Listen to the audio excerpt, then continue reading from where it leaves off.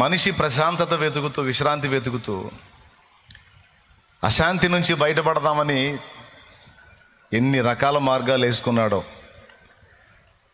టూర్కి వెళ్తాం, ఏదో మంచి లొకేషన్ అనుకొని అసలు ఇక్కడుండే కొంతమంది వీడియోస్ చూసి అక్కడ అలా ఉంటుంది, సెలయేళ్ళు ఉంటాయి, జలపాతాలు ఉంటాయి, అస్సలు మామూలుగా ఉండదు, సూపర్ ఉంటుంది, గుడ్ క్లైమేట్, అది ఇదని అనుకుంటా పోతారు. పోయేటప్పుడు అసలు ఎంత హడావుడి, ఎంత హుషారంటే మళ్ళీ అంతసేటు పోయి అంత ఆనందకరమైన రమ్యమైన చోట్లన్నీ తిరిగి ఇంటికి వచ్చినప్పుడు వాళ్ళ ముఖాలు కూడా వరద బాధిత ముఖాల్లానే ఉంటాయి. వరద బాధిత ముఖాలంటే తెలుసా మీకు? వరదలు అన్నీ కొట్టుకుపోయి దుప్పట్లు, గిన్నెలు, బ్రెడ్, పాలు ఇచ్చేటప్పుడు క్యూ కట్టి ఇస్తుంటారు. ఆ పంచేవాళ్ళు దయ, వచ్చిన గాడికి పంచుతారు, రాని వాళ్ళకి చేతులు ఎత్తి అయిపోయిన పోండి అంటారు. అందుకని ఈ క్యూలో ఉన్నవాళ్ళు దయగా ముఖం పెట్టి మా దాకా వస్తాయో రావు, ఆ దుప్పట్లు మాకు వస్తాయో రావు అని ఫేసులు దీనంగా పెట్టి చూస్తుంటారు. అది వరద బాధిత ఫేసులు. మనకొస్తే మనం కూడా చేయాల్సింది అది. చేసేది ఏంది? మీరైనా క్యూలో, నేనైనా క్యూలో నిలబడాల్సిందే. మొన్న విజయవాడ అంత పెద్ద సిటీలోనే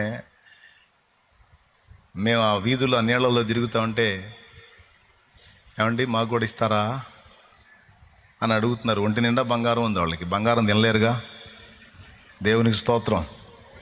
ఒంటి నిండా గోల్డే, 3 స్టేర్ల బిల్డింగు, ఈజీగా 3 కోట్లు అయింది ఆ ఇల్లు. ఏమండి మాకు ఇస్తారా? 3 స్టేర్లు, 3 ఫ్యామిలీస్ ఉన్నాయండి. చూడండి, ఉన్నారనుకుంటేనే ఇవ్వండి, లేకపోతే లేదు. వాళ్ళ దీన స్థితికి ఎంత జాలేసిందో నాకు ఏం అనుమానం లేదు, తీసుకోండి అని ఇచ్చా.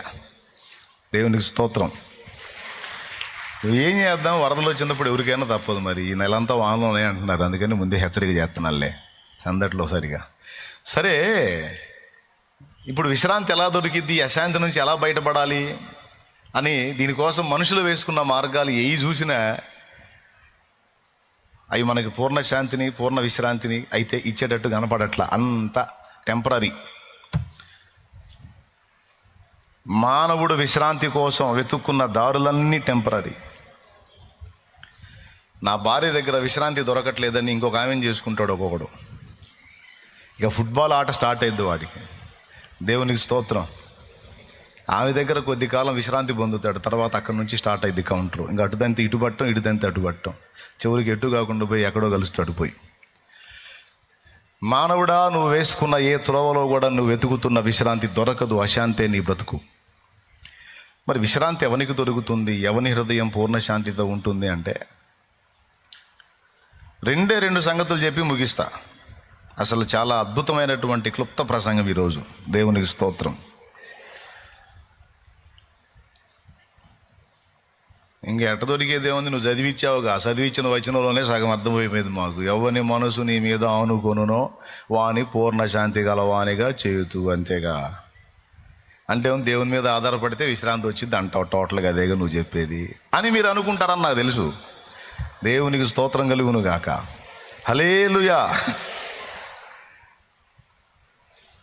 నేను కూడా అదే చెప్తున్నాను, నిజమే అది.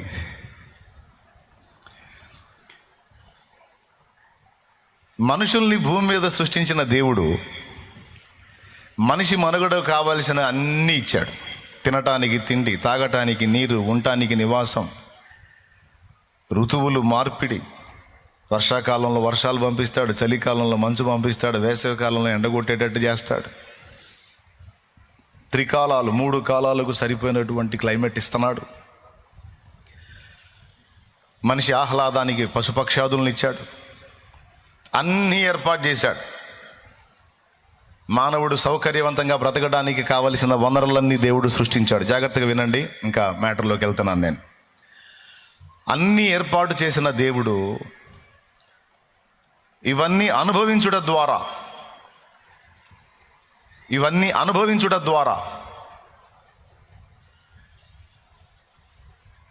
దొరకని ఒక విలువైన దానిని తన యొద్దనే పెట్టుకున్నాడు. ఇవన్నీ అనుభవించుట ద్వారా దొరకని ఒక దానిని తన యొద్ద పెట్టుకున్నాడు. దాని పేరే సంతోషము, సమాధానము, విశ్రాంతి, పూర్ణ శాంతి ఆయన దగ్గర పెట్టుకున్నాడు. నీ సన్నిధిని సంపూర్ణ సంతోషము గలదు, నీ కుడి చేతిలో నిత్య సుఖములు గలవు. మనుషుడు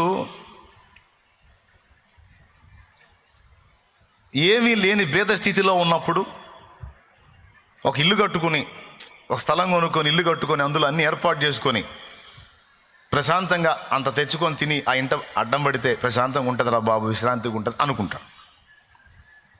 ఇప్పుడు దానికి ఇల్లు కట్టాలంటే డబ్బులు కావాలి, డబ్బులు సంపాదిస్తాడు, ఇల్లు కడతాడు, పావులో బెడ సంపాదిస్తూ ఉంటాడు, ఆ ఇంట్లో బతుకుతూ ఉంటాడు. అయినా సరే ఇల్లు కట్టిన దాకా కడితే బాగుంటుంది, కడితే బాగుంటుంది, కడితే బాగుంటుంది అంటాడు. కట్టిన తర్వాత ఏముండదు. కట్టిన దాకేమో కడితే బాగుంటుంది, కడితే బాగుంటుంది అని కలగంటాడు. గృహప్రవేశం అయిపోయింది, చుట్టాలు పక్కాలు వస్తారు, ఈయన పెట్టింది తింటారు, పోతారు. భలే ఉందరా ఇల్లు, అసలు భలే కట్టావు అంటారు.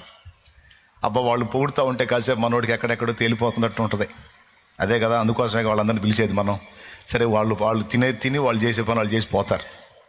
వాళ్ళు వెళ్ళిపోయిన తర్వాత మళ్ళా నిర్లిప్తత, కొద్ది రోజులు ఏదో కొంచెం హడావుడిగా ఉంటుంది, తర్వాత ఏం మారలేదు, మళ్ళీ ఏదో వెలితి. మీలో ఎవరికైనా అర్థమైందా ఇది? ఎంతమందికి అర్థమైంది? ఇలాంటి అనుభూతి కలిగిందా? రైట్, దేవునికి స్తోత్రం కలుగును గాక. పెళ్లి కానివాడికి పెళ్లి చేసుకుంటే బాగుంటుంది, పెళ్లి చేసుకుంటే బాగుంటుంది, పెళ్లి చేసుకుంటే బాగుంటుంది, పెళ్లి చేసుకుంటే బాగుంటుంది అని ఒకటే తపన. సరే వాడు ఆనందం తీరి, ఆమె ఆనందం తీరి పెళ్ళి అయింది అనుకో. ఇక పెళ్ళైన తర్వాత బాగుంటుంది, పెళ్ళైన తర్వాత బాగుంటుంది, అసలు సినిమా అక్కడి నుంచి స్టార్ట్ అయ్యిద్ది. దేవునికి స్తోత్రం. అప్పుడు దాకా ఫ్రీ బోర్డ్, వాడిని అడిగేవాళ్ళు లేడు, పెట్టేవాళ్ళు లేడు. ఇక ఆ రోజు నుంచి స్టార్ట్ అయిపోయింది. ఇక వాడు ఎక్కడో తిరుగుతామంటే, ఏమండి ఎక్కడున్నావు, పొద్దుపోయినట్టుంది కదా అంటారు. 4 రోజులు భలే హాయిగా ఉంటుంది. అరే రే నాకు ఫోన్ వచ్చింది రా, మా ఆవిడ చేసింది, పోరా ఇంకేం పో. 4 నెలలు అయిన తర్వాత, ఏమండి ఎక్కడుందంటే, యాడుంటే నీకెందుకు, పోడు అయిపోయింది నీది, పోడు. పెళ్ళి అయితే బాగుంటుంది అనుకున్నావురా, పెళ్ళి అయినా కూడా ఏం బాగాలేదురా. ఉద్యోగం వస్తే మామూలుగా ఉంటుంది, ఇక ఉద్యోగం వస్తే సూపర్గా ఉంటుంది అనుకుంటాడు చదివినోడు. ఉద్యోగం వచ్చిన తర్వాత బాగుందా అని అడిగితే, ఏం బాగు సార్, పొద్దున్న 10ంటికి పోయి సాయంత్రం 8 దాకా వస్తున్నావు వాడిని, ఏం అంటే. మనిషి భూమి మీద విలాసవంతంగా బతకడానికి కావలసిన వనరులన్నీ సమకూర్చుకొని అన్నీ కొప్పేసుకుంటే సూపర్గా బతకొచ్చు అనుకొని వాటన్నిటినీ పోగు చేసుకోవటానికి ముందు డబ్బు పోగు చేసుకుని ప్రపంచ ప్రఖ్యాతిగాంచినటువంటి మిలియనీర్స్లో, బిలియనీర్స్లో, ట్రిలియనీర్స్లో ఎక్కువ మంది ఆత్మహత్యలు చేసుకొని చచ్చిపోయారు. గతంలో చెప్పా, కావాలంటే పరిశోధించుకోండి. ప్రపంచ ప్రఖ్యాతిగాంచినటువంటి సినిమా యాక్టర్స్లో ఎక్కువ మంది ఆత్మహత్యలకు గురయ్యారు. ధనవంతులు ఆత్మహత్యలు చేసుకొని చనిపోయారు. ఒక్క డబ్బు ఉంటే చాలు కదా, అన్నీ ఉన్నట్టే కదా, డబ్బే కదా కేంద్ర బిందువు, అది ఉంటే చాలు కదా, దాన్ని బట్టి అన్నీ సమకూర్చుకోవచ్చు, ఎదురుండదు ఇక మనకి అనుకొని బతుకంతా కష్టపడి కొప్పేసుకుంటే, తీరా అదంతా పోగు చేసుకున్న తర్వాత విశ్రాంతి ప్రశాంతత కాదు కదా, దడ ఆయాసం ఎక్కువైపోయి ఒత్తిడికి గురై నానా రకాల టెన్షన్లకు గురై చివరికి ఆ ఇరిటేషన్లో చచ్చిపోయారు. కావాలంటే చెక్ చేసుకోండి, అందరికీ ఇప్పుడు ఇంటర్నెట్ అందుబాటులో ఉందిగా. దిక్కుమాలి చూడకపోతే ఇట్లాంటివి చూడండి, చెత్త చూడకపోతే ఇట్లాంటి ఆలోచించదగ్గవి చూడండి, మీకే వచ్చింది ఐడియా. కానీ నేను చెప్పింది నిజం. విషం తాగినోళ్ళు, బిల్డింగుల మీద నుంచి దూకినోళ్ళు, ఊరేసుకున్నోళ్ళు బోల్డ్ అంతమంది. కొంతమంది త్రాగుడుకు బానిస అయిపోయి తాగి లివర్ పాడే చచ్చిపోయిన వాళ్ళు చిన్న వయసుల్లోనే 30, 32, 33 లోపే. సుమా అంట కూటానికి కొద్ది సావులు వాళ్ళేందిరా నాయన, మాకంతా విరక్తి పుట్టించే మాటలని చెప్తూ ఉంటావు నువ్వు. ఏదన్నా 4 రూపాయలు డబ్బులు వస్తాయి, అప్పులు తీరుతాయి, సమస్యలు పోతాయి అనే మాటలు చెప్తే కథ ప్రశాంతంగా మనశాంతిగా నెమ్మదిగా పోతాం. వాళ్ళు తెచ్చారు, వీళ్ళు తెచ్చారు, ఊరేసుకున్నారు, విషం తాగారు అంటాం, ఏందిరా నీ గోళ అని అనుకోవద్దు. పాయింట్కి వస్తా, కాస్త మనసు పెట్టి వినండి. స్తోత్రం చెప్పండి, అందరూ గట్టిగా చెప్పండి. అంటే మీరు ఏమనుకుంటున్నారో నేను చెబితే మీకు కొంచెం ప్రశాంతంగా ఉంటుంది కదా, అందుకని చెబుతున్నాను అనమాట. నేను అప్పుడప్పుడు అటు చెప్తుంటాను, మీకు ఇబ్బంది లేకుండా. అంటే టోటల్గా వాళ్ళు అనుకున్నటువంటి దానిలో మనశ్శాంతి లేదు, నెమ్మది లేదు. ఎందుకు ఉంటుంది సార్? ఉండదు. పైసామే పరమాత్మ హై అంటారు వీళ్ళు. లోకం ఎందులో పైసామే అంటే డబ్బులోనే దేవుడు ఉన్నాడు అని. అది పచ్చి అబద్ధం. పైసామే పరమాత్మ నై. డబ్బు వేరు, దేవుడు వేరు. ఒకడు దేవునికిని సిరికిని దాసుడుగా ఉండనేరడు. ఇద్దరు యజమానులకు ఒకడు దాసుడుగా ఉండనేరడు. ఒకడిని ప్రేమించి ఒకడిని ద్వేషిస్తాడు, ఒకడిని గౌరవించి ఒకడిని తృణీకరిస్తాడు. మీరు దేవునికిని సిరికిని దాసులుగా ఉండనేరడు అంటే దేవుడు వేరు, సిరి వేరు అని కదా. ఉంటే దేవుని కన్నా, లేకపోతే సిరి కన్నా. డబ్బే కేంద్ర బిందువు అనుకుంటావా, సరే దానికే దాసుడు అయిపో. ఈ భూ సంబంధమైన భోగాలు నీకు డబ్బు ఇచ్చిద్దేమో కానీ డబ్బు దేవుడిని తెచ్చి నీకు ఇవ్వలేదు. కానీ దేవుడు ఒక్కడు చాలు నాకని దేవునికి కనెక్ట్ అయ్యావా? దేవుడు నీకు రెండు ఇవ్వగలడు. ఒకటి, నువ్వు అనుకుంటున్నటువంటి ఏ ధనం ఏది నీకు అవసరత ఉందో దాని అంతటిని తీసుకొచ్చి నీ కాళ్ళ దగ్గర పెట్టగలడు. అంతేకాదు, నువ్వు వెతుకుతున్న విశ్రాంతిని, మనశ్శాంతిని, ప్రశాంతతను, ఆదరణను, ఆనందాన్ని ఆయన ఇవ్వగలడు. సిరి చాలు, సిరిజాలు, సిరిజాలు, సిరిజాలు, డబ్బు చాలు, డబ్బు చాలు, డబ్బు చాలు, డబ్బు చాలు అని కేవలం అదే కేంద్ర బిందువుగా చేసుకొని బ్రతికేవానికి డబ్బు రావచ్చు. డబ్బు ద్వారా అనేక వనరులు, బిల్డింగు, అందులో కావలసిన ఐటమ్స్ అన్నీ నీకు రావచ్చు. కానీ దేవుని గుప్పెట్లో ఉన్నాయి మాత్రం డబ్బు నీకు తెచ్చి ఇవ్వలేదు. ఇది పచ్చి నిజం. దేవుని గుప్పెట్లు ఏమున్నాయి? నీ సన్నిధిని సంపూర్ణ సంతోషము కలదు, నీ కుడి చేతిలో నిత్య సుఖములు కలవు. అంటే మానవుని యొక్క ఆత్మ, ప్రాణము, హృదయము వెతుకుతున్న విశ్రాంతి భూ సంబంధమైన వస్తు సామాగ్రిలో ఎందులో లేదు. అది దేవుని గుప్పెట్లో ఉంది. అది దేవుడు మనకు అనుగ్రహిస్తేనే దక్కుతుంది. ఆయన ఇవ్వనిది మానవుడు ఏది కూడా పొందలేడు. ఇది దేవుడు నాకు నేర్పిన పాఠం. ఈరోజు ఇక్కడ కూర్చున్న పరిశుద్ధులారా, దేవుని పిల్లలారా, భక్తిపరులారా, ఆత్మీయులారా, నా తండ్రి కుడి చేతుల్లో ఉన్నటువంటి ఆ సంతోషము, ఆ నిత్య సుఖములు, ఆ విశ్రాంతి, ఆ ప్రశాంతత మీకును నా తండ్రి దయచేయునుగాక. ఆ కృప మీకు కూడా దొరుకునుగాక నేను మనస్ఫూర్తిగా కోరుకుంటున్నాను. చెప్పండి, అది దేవుడిచ్చేదా లేకపోతే డబ్బు ఇచ్చేదా? ఒకవేళ డబ్బు ఇచ్చేదైతే వాళ్ళు ఎందుకు ప్రాణాలు తీసుకున్నారు?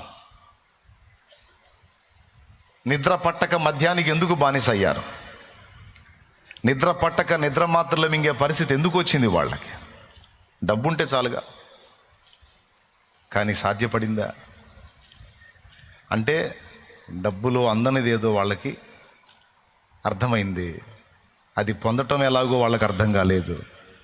ఎందుకంటే ఎన్నిసార్లు దేవుడి గురించి చెప్పబోయినా టైం లేదని సర్దుకున్నారు. బిజీ బిజీ, దేవుడికి టైం ఇవ్వలేనంత బిజీ, కాసేపన్నా దేవుడి గురించి ఆలోచించలేనంత బిజీ. టైం లేదు, టైం లేదు, టైం లేదు. ఆదివారం కూడా టైం లేదు. నాది బిజీ షెడ్యూల్ సార్. ఎంతసేపు బిజీ అయి కొప్పేసి చివరికి ఏముంది ఎవరా? చివరికి నువ్వు అన్వేషించబోతే దేవుడు దొరకడు. ఎందుకంటే ఎన్నోసార్లు దేవుడు నీ తలుపు తట్టాడు, నువ్వు తీయలేదు. ఇక నువ్వు తలుపు తట్టబోయేటప్పుడు నీ టైం అయిపోతుంది. అందుకే నేను చెప్తున్నా, నువ్వు ఎంత బిజీ షెడ్యూల్లో ఉన్నా రోజులో కొంత సమయం నువ్వు ఒంటరిగా సింగిల్గా కూర్చొని నీ సృష్టికర్తను స్మరణ చేసుకోవటం అనేది నీకెంతైనా దీవెన, ఎంతైనా మేలు, ఎంతైనా క్షేమం, ఎంతైనా ఆరోగ్యం. రోజులో కనీసం ఒక గంట, 24 గంటలు మింగేయి, తినేసేయి. కానీ 1 గంట దేవునికి కేటాయించు. కూర్చో, సింగిల్గా కూర్చో. నువ్వు కాస్త దేవుడి గురించి ఆలోచించు. నేను అనేవాడిని ఉనికిలోకి వచ్చింది ఆయన వల్ల, నా మనుగడ సాగుతుంది ఆయన వల్ల. ఓయ్, యాత్ర ముగిస్తే నేను వెళ్ళాల్సింది ఆయన దగ్గరికి. కాబట్టి ఇది కనీసం ఈ గంట నేను దేవునికి కేటాయించి కాసేపు దేవుడి గురించి ఆలోచిస్తాను అనుకో. నువ్వు గదిలో కూర్చుంటావో, ఎక్కడ పొలంలో కూర్చుంటావో పురుషుడా, నువ్వు మిద్దె మీద కూర్చుంటావో, ఎక్కడ కూర్చుంటావో నాకు తెలియదు. కానీ ఒక రోజులో కనీసం 1 గంట సమయం సింగిల్గా నువ్వు దేవుడు జస్ట్ సృష్టికర్తను స్మరణ చేసుకోవటానికి అంతే. దేవునికి స్తోత్రం. అలా కేటాయిస్తే ఎంత బాగుండు. కానీ ప్రజలకు అంత టైం లేదు. ఎక్కడా మరి బిజీ, అందరూ బిజీ బిజీ జీవితాలు. ఈరోజు మీరు ఆయనకి సమయం ఇచ్చి వచ్చి ఇక్కడ కూర్చున్నారు. మీకు పని పాటలు ఉన్నాయి, మీకు బిజీ షెడ్యూల్స్ ఉన్నాయి, అన్నీ పక్కన పెట్టారు. ఎంతైనా దేవుడు కంటే ఎక్కువ కాదు, నాకు దేవుడు ముఖ్యం అనుకున్నావు, నాకు దేవుడే ప్రధానం అనుకున్నావు, వచ్చావు కూర్చున్నావు, 4 మాటలు దేవుని మాటలు వింటున్నావు. ఇవి నిన్ను బలపరుస్తాయి, ప్రోత్సహిస్తాయి, మళ్ళీ దేవుని వైపుకు నీ హృదయాన్ని ఎత్తుకునేటట్టు చేస్తాయి, నీ హృదయాన్ని. అందుకే చెప్తున్నాను, మనుషుడా, నువ్వు వెతుకుతున్న విశ్రాంతి, పూర్ణ శాంతి, ప్రశాంతత, సంతోషం అవి దేవుని యొద్దనే ఉన్నాయి, దేవుని యొద్దనే ఉన్నాయి. తల్లి ఒడికి దూరమైన పసిపాప ఎన్ని వస్తువులు ఇచ్చినా నెమ్మది పొందదు. ఆడుకునే బొమ్మలు ఇవ్వు, కడుపు నిండా తిండి పెట్టు, ఏమన్నా ఇవ్వు, ఆ పాప ఏడుస్తానే ఉంటుంది. ఇవేవి ఇవ్వకపోయినా అమ్మ ఒడికి దాన్ని కానీ చేర్చగలిగితే, ఆ పసిబిడ్డని, ఆ చిట్టిదాన్ని తన తల్లి ఒడికి చేర్చగలిగితే, తల్లి ఒడికి చేరిన పసిపాప అప్పుడు స్వాంతన పొందుతుంది. నీ బొమ్మలు, తిండి, వస్తువులు ఏవి ఇవ్వలేని సంతోషం అమ్మ కౌగిట్లో ఆ పసిదానికి దొరుకుతుంది. అదంతే. ప్రతి తల్లి ఎరిగిన సత్యం ఇది. అట్లాగా దేవుడు మనకు అమ్మ నాన్న కంటే కూడా ఎక్కువ. ఆయన రెక్కల కిందికి చేరినప్పుడే మనకు విశ్రాంతి. దాన్ని ఇక్కడ చెప్పాడు. ఇది మొదటి సంగతి. 2 చెప్తానన్నా. మొదటిది ఏమిటి? మనుషుడు వెతుకుతున్నటువంటి విశ్రాంతి, ప్రశాంతత, సంతోషము, మనశ్శాంతి, ఇవన్నీ దొరికే స్థలం ఒక్కటే ఉంది, అది దేవుని సన్నిధి. దేవుని సన్నిధి, దేవుని సన్నిధి, దేవుని సన్నిధి, దేవుని సన్నిధి. అందుకే రాజ్యాన్ని ఏలిన రాజైన దావీదు, యెహోవా యొద్ద నేను ఒక వరం అడిగి తిని దాన్ని పొందవలెనని నేను ఎంతో కోరుచున్నాను అన్నాడు ఒక కీర్తనలో. ఏ కీర్తన చూపిస్తా? 27వ కీర్తన ఒకసారి తీసుకోండి. 4వ వచనం చదువుతున్నాడు, వినండి. చదువు నాయన. యెహోవా యొద్ద ఒక వరము అడిగి తిని దానిని నేను వెదకుచున్నాను, యెహోవా ప్రసన్నతను చూచుటకును ఆయన ఆలయములో ధ్యానించుటకును. వాళ్ళని ఒక్కసారి ఆ రెఫరెన్స్ తీనినానా మీరు తీయండి. 27:4 కీర్తన, 27వ కీర్తన 4వ వచనం ఒక్కసారి చూడండి నాన్నది. యెహోవా యొద్ద ఒక వరము అడిగి తిని దానిని నేను వెదకుచున్నాను, యెహోవా ప్రసన్నతను చూచుటకును ఆయన ఆలయములో ధ్యానించుటకును నా జీవిత కాలమంతయు నేను యెహోవా మందిరములో నివసింపగోరుచున్నాను. అబ్బా, నా జీవిత కాలమంతా నేను యెహోవా మందిరంలో నివసింపగోరుచున్నాను. దేవుని మందిరములో అంత చోటు దక్కటం అనేది అందరికీ సాధ్యమయ్యే పని కాదు. దేవుని సన్నిధిలో ఎవరికైనా అంత స్థానం దక్కితే వాళ్ళకి విలువ అర్థమై సావదు. కొంతమంది సోదోళ్ళు ఉంటారు, దేవుని సన్నిధిలో అంత స్థలం దొరికితే చాలరా అని దావీదు అంతటి రాజే అడుగుతున్నాడు. దేవుని మందిరంలో అంత స్థానం చిక్కటం ఎంత విలువైనదో కొంతమంది నిద్రమోహం వాళ్ళకి అర్థం కాదు. దాన్ని కాలితో తన్నినట్టు పోగొట్టుకుంటారు. విలువలు ఎరగని వాళ్ళు, దాన్ని విలువనెరిగిన వాళ్ళు దావీదు వలె గోజాడతారు. దేవుని మందిరంలో నాకంత చోటు దొరికితే చాలని. యెహోవా యొద్ద ఒక వరం అడిగి తిని అది నేను పొందవలెనని నేను ఎంతో ఆశించుచున్నాను. ఏమిటయా ఆ వరం? ఇప్పటికే 12 మంది భార్యలు ఉన్నారు, ఇంకో 12 మందిని కోరతావా? ఏం కోరుతావు? ఏమిటి ఆ వరం అంటే, నాకేం వద్దు సార్, రాజ్యాలు వద్దు, సింహాసనాలు వద్దు, 12 మంది భార్యలు వద్దు, నాకు ఇల్లు వద్దు, సంసారం వద్దు, నాకేం వద్దు సార్. మరేం కావాలి? ఆయన సన్నిధి కావాలి నాకు. అందుకే ఆ పాట పాడుకుంది. వెండి బంగారములు నాకు వలదు, పేరు ప్రఖ్యాతులు నాకు వలదు. వెండి బంగారములు నాకు వలదు, పేరు ప్రఖ్యాతులు నాకు వలదు. ఇహభోగ భోగ భాగ్యాలు నాకు వలదు, ఇహ భోగ భాగ్యాలు నాకు వలదు, సిరి సంపదల ఆశ నాకు లేదు, సిరి సంపదల ఆశ నాకు లేదు, నీ పాద సన్నిధే నాకు చాలు, నీ పాద సన్నిధే నాకు చాలు, స్తుతి నీకే నా ప్రభు, స్తుతి నీకే నా ప్రభు. స్తుతి ఘనత మహిమలన్నీ నీకే యేసు ప్రభు, స్తుతి ఘనత మహిమలన్నీ నీకే యేసు ప్రభు. అని నేను పాడితే కొంతమంది యవనస్తులకి విచిత్రంగా ఉంటుంది. శాలేమన్న దగ్గర వచ్చిన సమస్య ఇదే. పోయి సన్నాసుల్లో కలవనన్నాడు చెబుతాడు. అరే చిన్న చిన్న వయసులో ఏవో కోరికలు ఉంటాయి, ఆలోచనలు ఉంటాయి, ఏవో అంచనాలు ఉంటాయి, ఏవో అది ఉంటుంది, ఏదో ఇది ఉంటుంది. ఆయన దగ్గరికి పోతే ఎక్కడెక్కడున్న వైరాగ్యం అంతా తెచ్చి మన తలకాయలో పెడతాడు, బతుకుల మీదే విరక్తి పుట్టిస్తాడు. శాలేమన్నా అంతే, ఆయన తయారయ్యాడని అందరిని అంతే తయారుగా అమ్మంటాడు.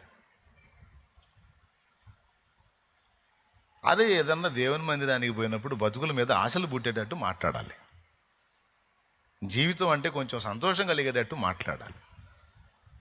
శూన్యంలాగా మాట్లాడతాడేంది అంటే ఇప్పుడు దావీదులాగా అందరికి అన్ని వదిలిపెట్టి వచ్చి మందిరాల్లో కూర్చోవటమేనా? అందరూ వచ్చి మందిరాల్లో కూర్చుంటే ఎంతమందికి ఆడబెడతాడు ఆయన ఆహారం?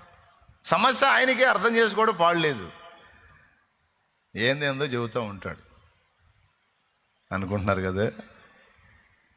నాకు తెలుసు, అనుకోకపోయినా నేను అనిపిస్తాగా. దేవునికి స్తోత్రం, హల్లెలూయా. నేను చెప్పేది మాత్రం జీవిత సత్యం. ఇక్కడ వయసుతో నిమిత్తం లేదు, వయస్సుతో నిమిత్తం లేదు. ఎందుకంటే లోకములో ఉన్న వాటిని అన్నిటినీ దాదాపు అనుభవించినటువంటి ఒక మహాజ్ఞాని ఒక బంగారం లాంటి మాట చెప్పాడు. ఏంటో తెలుసా? నీ బాల్య దినముల యందే నీ సృష్టికర్తను స్మరణకు తెచ్చుకో, జ్ఞాపకం చేసుకో, ఆయనకు కనెక్ట్ అవ్వు, అంతకు మించిన గొప్పది ఏది లేదన్న. ఏ దినాల్లో స్మరణకు తెచ్చుకోమన్నాడా? ఇందాక నేను పాడిన లాంటి పాటలు ఎవరు పాడాలంటే అన్నీ సరుకు అయిపోయిన ముసలోళ్ళు పాడాలి అనుకుంటారు సహజంగా. సరుకంతా అయిపోయి కూర్చుంటే లేవలేక, లేస్తే కూర్చోలేక ఆ మంచంలో కూర్చొని వెండి బంగారములు నాకు వలదు అంటే సరుకు అయిపోయిన వాళ్ళు పాడితే బాగుంటుంది. అసలు జీవితం ఇప్పుడే స్టార్ట్ అయితే వెండి బంగారాలు వద్దేంది? దేవుడు చిత్తం అయితే అవన్నీ కావాలి అని మనం ఎదురు చూస్తుంటే ఏవి నాకు వద్దంటే ఆయన ఈకుండా ఎగ్గొడితే పొరపాటును కూడా నేను బాగుండు అనుకుంటారు కొంతమంది. వెర్రిమొహమా, అసలు రహస్యం అక్కడే ఉంది. దేవుణ్ణొక్కడిని పక్కన పెట్టి, వినండి, దేవుణ్ణొక్కడిని పక్కన పెట్టి జీవితంలో ఏది పొందుకొని ఏది సంతోషంగా అనుభవిద్దామని వెంపర్లాడతారు మనుషులు, వాటిని వేటిని కూడా నిజంగా అనుభవించలేరు పక్క. కానీ దేవుణ్ణొక్కడిని కలిగి ఉంటే దేవుడు భూమి మీద మానవుడి ఆనందమయమైన జీవితానికి సిద్ధపరిచినవన్నీ అందుబాటులోకి తెస్తాడు, అందులో ఉన్న ఆనందాన్ని అనుభవంలోకి తెస్తాడు, ఆ నెమ్మదిని ఇవ్వగలుగుతాడు. నేను చెప్తున్నా, నిజంగా లైఫ్ని ఎంజాయ్ చేసేవాళ్ళు ఎవరైనా ఉన్నారు అంటే సరిగ్గా దేవునికి కనెక్ట్ అయిన వాళ్ళే ఎంజాయ్ చేస్తారు పక్క. నిజంగా జీవితాన్ని ఆనందంగా అనుభవించే వాళ్ళు ఎవరైనా ఉన్నారు అంటే దేవునికి సరిగ్గా కనెక్ట్ అయిన వాళ్ళే అందులో ఉన్న మాధుర్యాన్ని ప్రాక్టికల్గా అనుభవించగలుగుతారు. ఎందుకంటే దాన్ని అనుభవంలో తీసుకొచ్చి అందులో ఉన్న ఆనందాన్ని మనకు అనుభవంలోకి తీసుకొచ్చేది దేవుడే.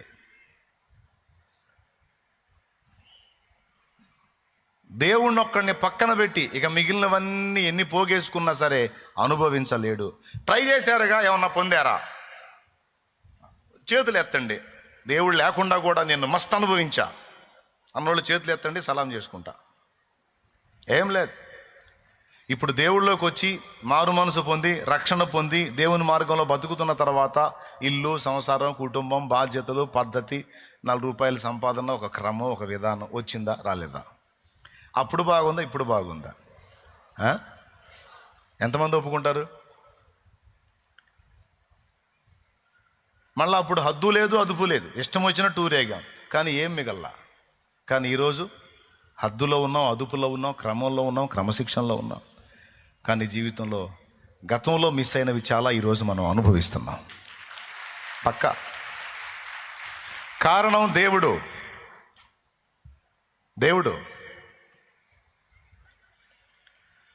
దావీదు ఏమేమైతే ఆశించాడో, ఎదురు చూశాడో, అవన్నీ ఏవేవైతే తన హృదయంలో వాంఛించాడో అవన్నీ ఓ పక్కన ఉన్నాయి, ఓ పక్కన దేవుడు ఉన్నాడు. ఎవరు కావాలి నీకు? అవి కావాలా, దేవుడు కావాలా? దేవుడే కావాలని పట్టుకున్నాడు. పసితనంలోనే చిన్న ప్రాయములోనే దైవభక్తి సాధన చేసుకున్నాడు. ప్రోత్సాహకురాలు తల్లి వాళ్ళమ్మ చెప్పింది, అన్నిటికంటే ఎక్కువ దేవుడురా, దేవునికి కనెక్ట్ అయితే ఏది తక్కువ చేయడురా, జీవితంలో ఉన్న ఆనందాన్ని అనుభవించడానికి మనకు తోడ్పడేవాడు దేవుడే. కాబట్టి అన్నిటికంటే ముఖ్యంగా దేవుణ్ణే కేంద్రంగా చేసుకొని బ్రతుకున్న కుమారుడు ఆ దావీదు తల్లి నేర్పింది. 2 వచనాలలో దావీదు సాక్ష్యం ఇచ్చాడు, నీ సేవకురాలయ్యా నా తల్లి అని. అంటే భక్తిపరురాలు. ఆమె గైడెన్సీతో బాల్య దినముల నుండే దేవునికి కనెక్ట్ అయ్యాడు. తంత్రి వాయిద్యం వాయిస్తూ దేవుని ఆరాధన చేసేవాడు చిన్న ప్రాయము నుంచే. ఇప్పుడు మీరు చెప్పండి, పసితనము నుండే దేవునికి కనెక్ట్ అయిన దావీదు పొందనిది ఏమన్నా ఉందా? మనుషుడు అనుభవించాలనుకున్నవన్నిటిని కూడా దావీదు అనుభవించే అనుభవంలోనికి దేవుడు తెచ్చాడు. పసితనములోనే దేవునికి కనెక్ట్ అయిన దావీదుని దేవుడు అరణ్యంలోకి తీసుకెళ్ళి అడవుల్లో గలిపేలా, రాజయోగిలాగా, యోగే కానీ రాజు, రాజయోగిలాగా అన్ని అనుభవంలోనికి తీసుకొచ్చాడు. ఏది ఎలా ఉంటుందో అన్ని రుచి చూపించాడు. ఫస్ట్ దేవుడు. బాగా వినండి, నిజంగా ఇంట్రెస్ట్గా వింటున్నారా లేకపోతే ఏదో దొరికాం కానీ అంటున్నారా? ఎంతమంది ఇంట్రెస్ట్గా వింటున్నారు? చేతులు ఎత్తండి. డౌట్ వచ్చింది నాకు. దేవునికి స్తోత్రం. రైట్. ఫస్ట్ ఎవరు? దావీదుకి దేవుడు. తర్వాత దేవుడు అన్ని లోకంలో దావీదు ఏవేవైతే చూడగోరాడో అవన్నీ అనుభవంలోకి తెచ్చాడు.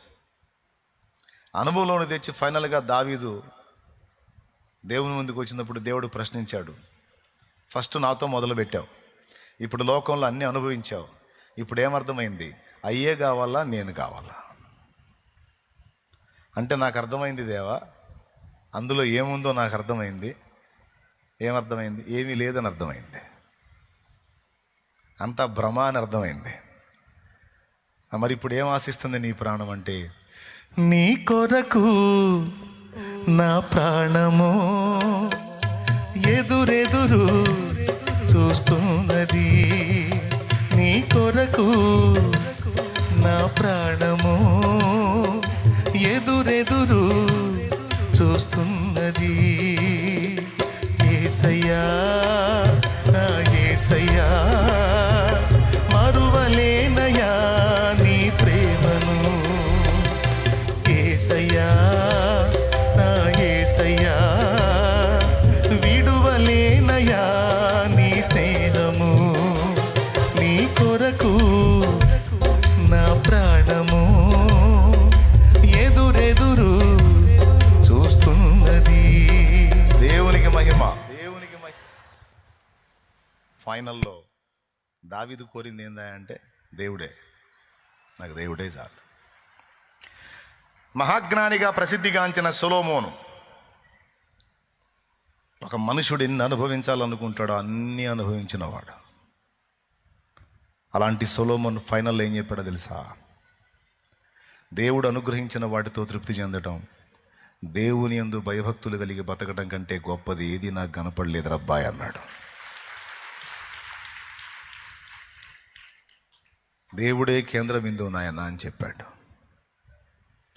ఇలా భక్తులందరూ కూడా రాజయోగుల్లాగా అన్ని అనుభవించారు అండ్ దేవుణ్ణి కూడా అనుభవించారు. రెండిట్లో వ్యత్యాసం తెలుసుకున్నారు. దేవుడే గ్రేట్ అన్నారు, దేవుడు చాలన్నారు. నేను మీకు చెప్పే సలహా ఏంటంటే, అంతా సరికైపోయిన తర్వాత వైరాగ్యంతో దేవుని మీద ఆనుకోవటం కాదు, కానీ బాల్య దినముల నుండే దేవునితో అనుబంధాన్ని ఏర్పరచుకొని దేవుని మీద ఆనుకొని బ్రతకటం అనేది ఎవరు నేర్చుకుంటారో వారు ధన్యులు. బాల్య దినముల నుండే దేవుని మీద ఆనుకొని ఎవరు బ్రతకటం నేర్చుకుంటారో వాళ్ళు ధన్యులు. వాళ్ళు నిజముగా విశ్రాంతిని, ప్రశాంతతను అనుభవించగలుగుతారు, అందులో జీవించగలుగుతారు. దేవుడు మానవునికి సిద్ధపరిచిన ఆనందాన్ని, సంతోషాన్ని కూడా వాళ్ళు అనుభవించగలుగుతారు.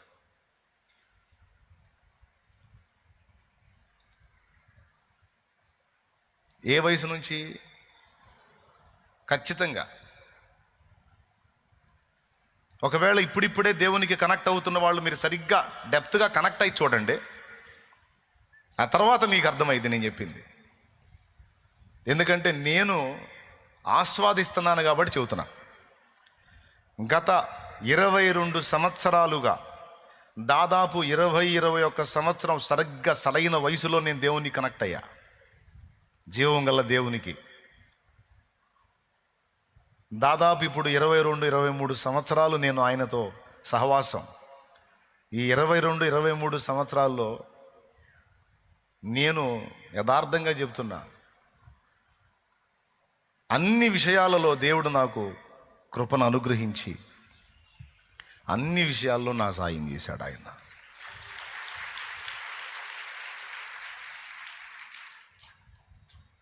ఏది ఎలా ఉంటుందో అన్నీ నా అనుభవంలో తెచ్చాడు.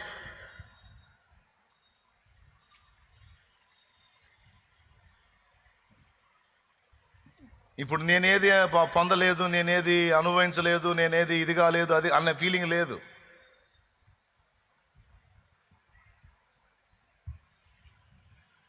బాల్య దినం 23 సంవత్సరాలుగా నేను యథార్థంగా చెప్తున్నా, ఆయన రెక్కల నీడలో విశ్రాంతిని, సంతోషాన్ని, ఆనందాన్ని, ప్రశాంతతను 23 సంవత్సరాలుగా 2002లో నేను దేవుణ్ణి కనెక్ట్ అయింది. 2025 అంటే 23 ఏళ్ళు దేవుని విశ్రాంతిని 23 ఏళ్ళుగా నేను అనుభవిస్తున్నా. ఎన్నేళ్ళుగా? 23 ఏళ్ళు.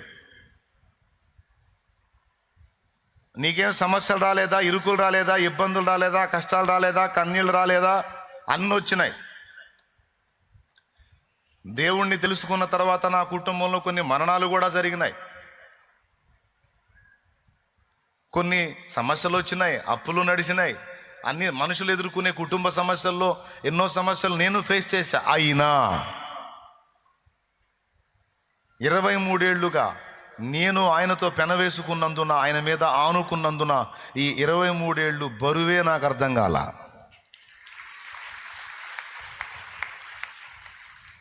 ఎందుకంటే కనీసం నా బరువును కూడా నేను మోసుకోవాలా. నా బరువును కూడా ఆయన మీదే వేశాను, మొత్తం కలిసి ఆయనే మోసాడు. ఏదొచ్చినా స్టార్టింగే నేను ఫేస్ చేసేది, తర్వాత అప్పచెప్పేది ఆయనకే.